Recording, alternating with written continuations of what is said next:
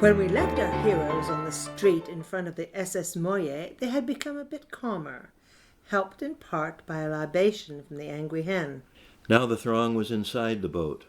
Following direction from Susan Howard, the mayor, they crept and crowded into dark places on the cargo deck, out of sight, while our command post heroes moved to foredeck, port side. I hear motorcycles. Okay, look, darling, everyone needs to stay quiet and fairly still. The machines can't hear anything, but I still don't know whether they can feel the vibrations of movement. Good plan, honey. I'll go help Auntie, Mayor Howard, to make sure our people are sheltered and safe. You go with Norm and Doc to the bridge. You'll be able to think better there. I don't think so. Not with all that pile driving and bleeping coming from the trucks backing up. The bridge on the boat, girl. Basil, if there's a bridge on the boat, what does it need to be a boat for? Sweetheart, the bridge, the boat bridge, doesn't span anything. The bridge is the pilot house. Norm, do you know where the bridge is? Certainly do. Take them there, will you please? Aye, aye, Captain. Hurry, you three. When we get there, stay down and away from the windows. My God, Basil calls this the pilot's house? If he thinks this is a house, what will we be moving into? I couldn't swing a cat in here if I had one. The feline species hopes you never will. Hey, you can see a lot from here. What's that smoke coming over the hills behind the airport? Is that a fire? It's creeping closer. The book talked about a thick black smoke that spread along the ground and choked the inhabitants to death. But this is gray, more like smoke from cigarettes. What's in that direction beyond the airport? Beyond the mountains is the Slocan Valley. Slocan Valley, what's there? Entrepreneurs, farmers, and artists mostly, and quite a few cannabis crops. Some started before they became legal. Oh, right. A lot of musicians live there, too. Maybe one of those crops is on fire. I'm thinking you're right. I'm hungry. Oh, I'm sleepy. Whew, I'm hungry too. Well, at least we know it's not toxic. Doc, go check on the others and get yourself some food. Maybe bring us something for us. Norm, wake up. I'm awake. Sure is peaceful out here in the desert. There is someone here, but I'm feeling very alone. Huh? Where's my phone? 555-555. Oh, damn. I hit a 2. 555-555. Yada, yada. Gopher, Alpha Bravo 88, over. It's Sage. You're right. We need to talk over the situation. Can you hear me okay? Copy, 555. Will soon be over Vinnie Park, over. Yes. Better to stay over. Copy that. Better to stay where? Over. Yes. Over. Copy that. Yes, what? Over. Darcy, we're using a phone, girl. Stop saying over. Oh, my bad. Okay, we're now above Vinnie Park. There are some people by the playground. You need to come and get them.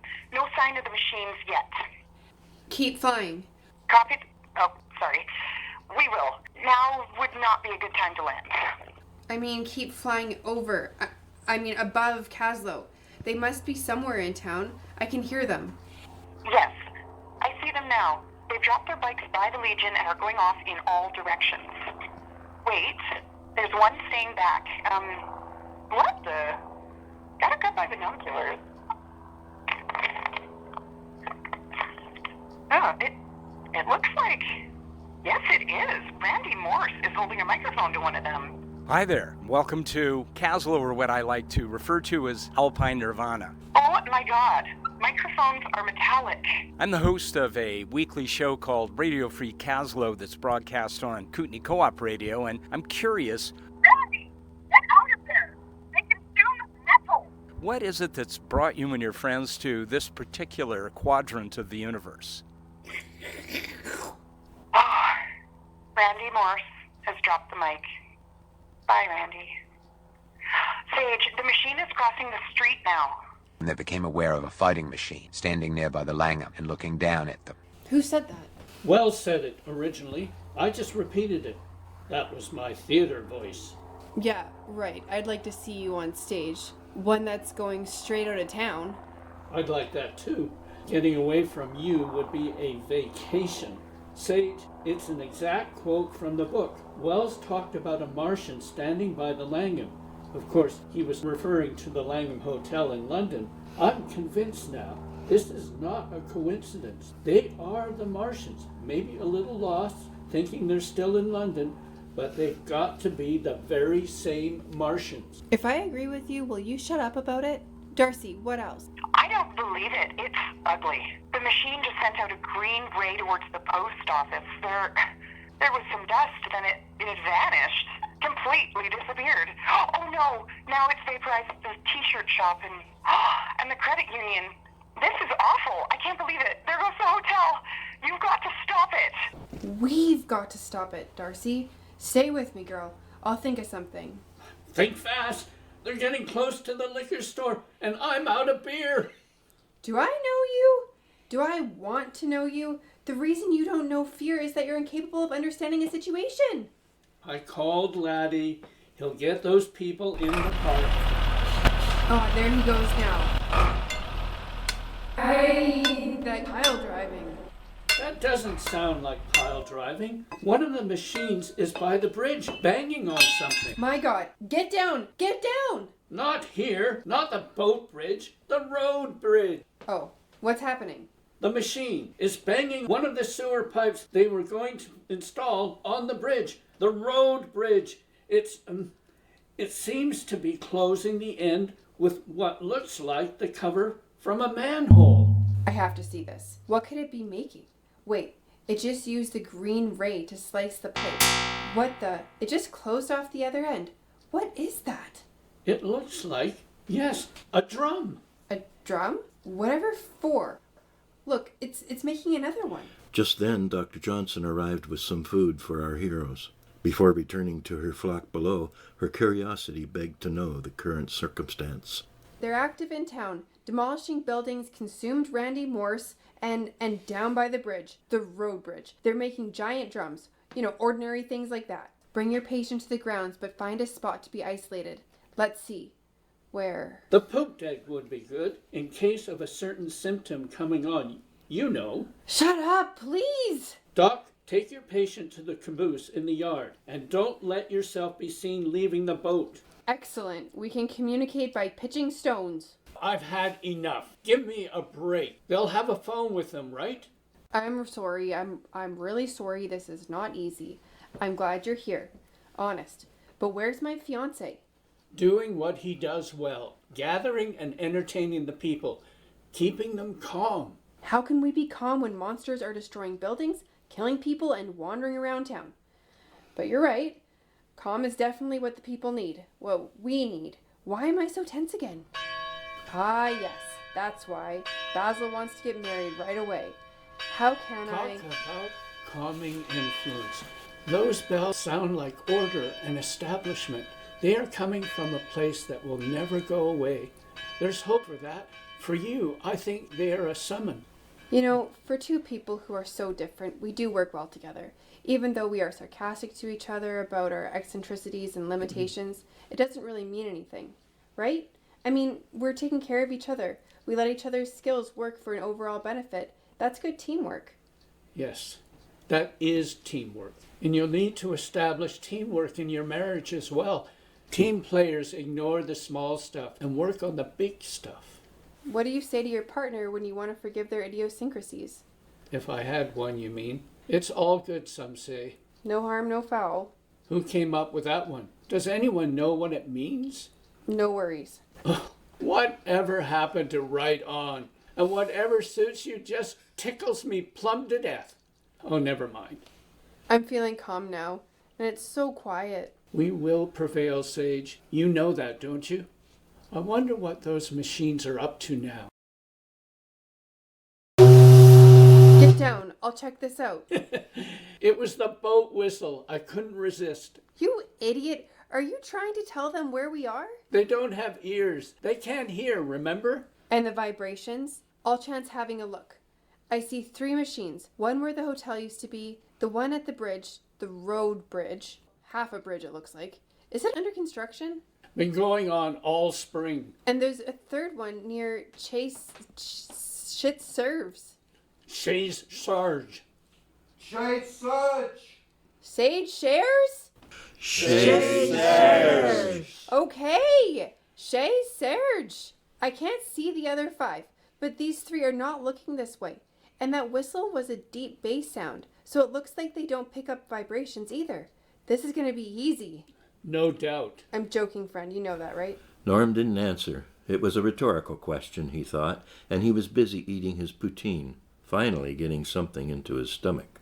And Sage's courage was returning to her because of Norm's soft assurance that she would get through the war, well prepared for the immediate afterwards. Compared to all of this, marriage is going to be a piece of cake, figuratively and literally. Their moments of calm would not last long. Now, below them on the streets of Kaslo, unseen matters would complicate this brave defense team's plans.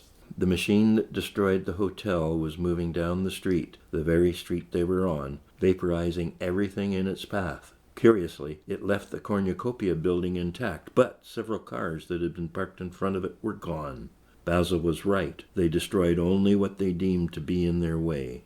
Meanwhile, the machine by the bridge, the road bridge, raised its newly manufactured barrel on 2 blue rays and, after trying for a while to figure out where the construction company's detour signs were taking it, gave up and came straight along 3rd Street, striding towards the public beach next to the Moyer. The third machine gave an amazing display of its abilities to eat without a mouth. Something in their constitution allowed them to consume nutrients through pores in their skin, if they had skin.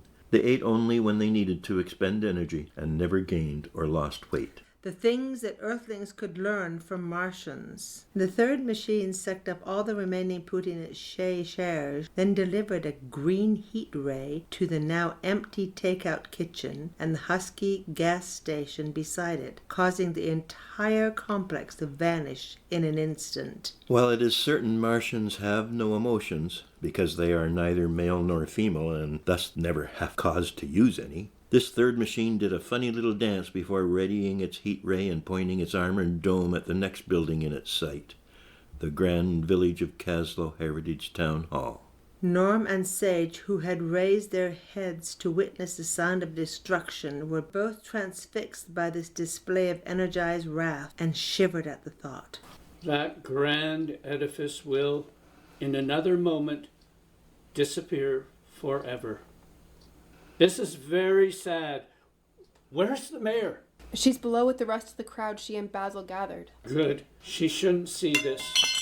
Hey, look! The machine crumpled to the pavement. It's thrashing its legs. One just went through the real estate office window. And its armored head, it's bobbing back and forth. It's almost funny. It looks like it's having a nightmare. What on earth? Did it trip on something? Sage, get down, quick! Why? What's the matter? A wheelbarrow full of cheese and jugs of milk was left in front of the visitor center. And that scares you? You fool! You're beginning to annoy me again. I knew it wouldn't last. Sage, listen to me. The machine that was coming down Front Street is just below us. It's consuming all the cheese and milk that was gathered for our people. Why wasn't it taken into the ship? Who screwed up? I guess it doesn't matter now, Norm. We just have to deal with it. What was that? Norm daringly peeked over the pony wall on the bridge, the boat bridge, to a wonderment below. Well, what about that? It fell to the pavement, too. It's writhing around, the same as the other one. Its leg just kicked open the door to the visitor center. Hello. Welcome to the Kaslo Visitor Information Center, home of the SS Moy, the oldest intact passenger sternwheeler in the world and a National Historic Site of Canada. Please sign our guest register. I've got the doctor on the line. Where you're Doc, from there's how something the many are in matter your with the party. 2 machines. Unintended We need to movement find out if what you it should is. be. Meanwhile, please browse well, a variety of publications. I don't know. I saw what happened around here.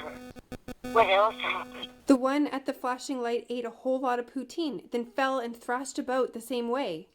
I see. It could be lactose intolerant. Really? But how? I mean, why? Wait now. That shouldn't bring on seizures in humans anyway. These things are anything but human. We'll take a chance. Thank you. Have your patient ready to do a lot of coughing and spitting. Norm, go tell my fiancé to round up all the milk and cheese the crowd has with them. Anything at all that comes from dairy cattle. Then find Laddie. I'll be right behind you. 555, 555. Damn! Why can't I get this right? 555, etc., etc. Go for Alpha Bravo 88, over. It's me. Where are you? Copy that. At the airport, just landed, over. Over what? Copy that. Nothing. I landed on the runway, over. Darcy, would you stop saying that? Wait there. I'll be sending you a truckload of milk and cheese curds, other dairy products. The plane works better on jet fuel, thanks though. It will help to stop the Martians, and if we're lucky, destroy them. Really? But how? I mean, why? Never mind. I'm here for you. But why send it to me? Because you're going to fly over the machines and drop the food at their feet. Oh, no. No. Ward doesn't do Daredevil. No crop spraying, not even banners. He just flies. Well, this time he'll have to take it up a notch. Darcy, I'll be back in touch. Gotta go find Norm. Sage swung the creaky pilot house door open wide, then flung it shut as she rushed down the sets of stairs to the cargo deck. She was certain she didn't need to know whether she was fore or aft, port or starboard.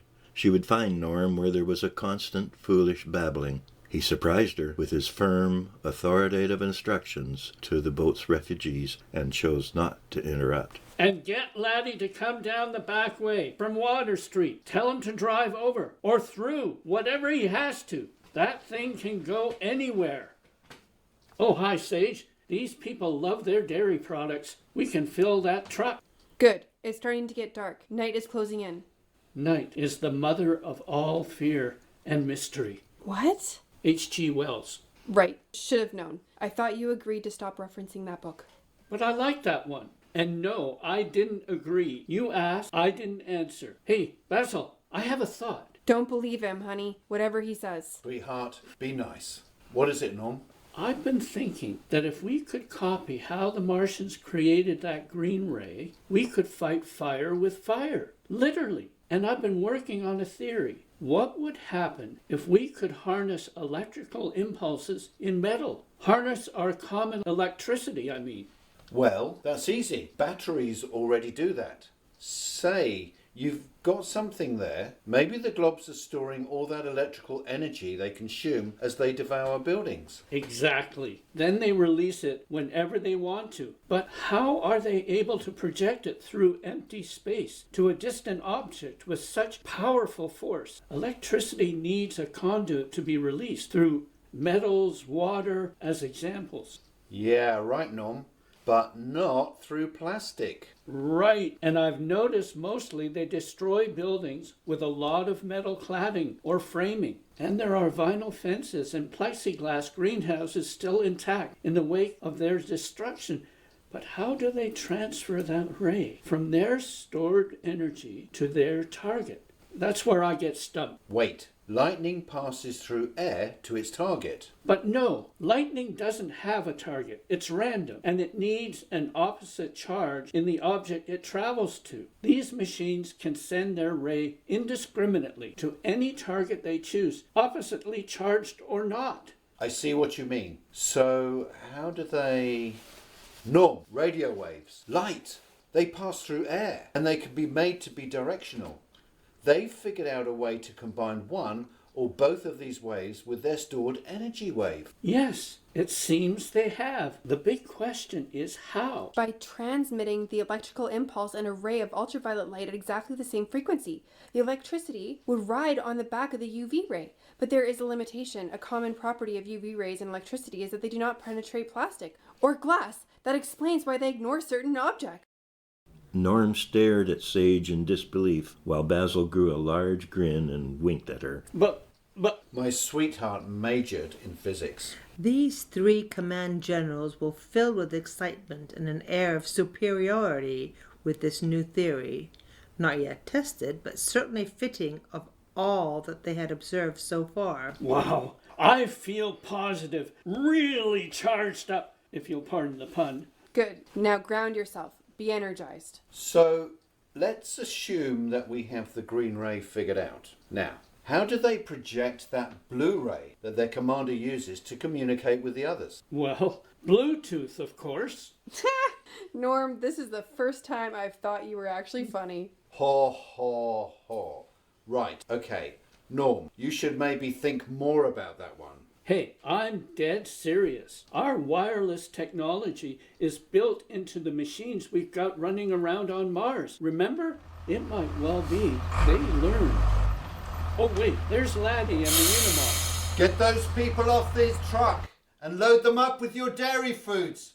Hurry! Hurry hard! Norm moved to a nearby porthole and peeked through. That's the Martian from the bridge, the road bridge. And it's carrying those 2 barrels on the end of 2 of its blue rays. If I could pair with it, I could send it some of my Lawrence Welk tunes. Calm it down. Why is it here? Why is it standing in the water? And how did it figure out those detour signs? The people are getting out of the truck, and the Martian is just at the other end of the boat. It's sure to see them. I can't look. Friends, there are 2 possible endings to this story. The happy one that you might be expecting, and a morbid one which, sadly, is the more plausible conclusion to such an implausible situation. For sure, either ending has heroics in it that won't disappoint you. We hope you have enjoyed both the drama and the lighter side of our heroes. Join us again in episode 5, the finale, when our friends at the command post on the SS Moya in Kaslo continue their defense, undaunted by the perils being laid before them that could easily bring death. Will they survive? You are all entitled to and will be given the ending you want. Tell us which result, victory or defeat, you would like to hear by sending an email to saltandpepper@kaslo.org. That's SALTNPEPPER@kaslo.org. Thanks to all our sponsors. Actually, there were none. Major thanks to all our players and the dedicated technicians supported by Salt and Pepper Entertainment, and to all the businesses who suffered in our fantasy. We assure you that the mail will still arrive tomorrow. You will still be able to get gas and poutine. Milk and cheese will be on the grocer's shelves. Order will be restored, we guarantee it, to whatever order it was before we attempted to alter it. To all of you here and all of you not here, I wish you a quiet night of reflection about a community you need to love, even as you laugh at it and its people. May you have a safe and enjoyable time for many years to come without the worry of a green death ray. And please, stay safe. Have a good night. Sleep tight. Thanks for listening.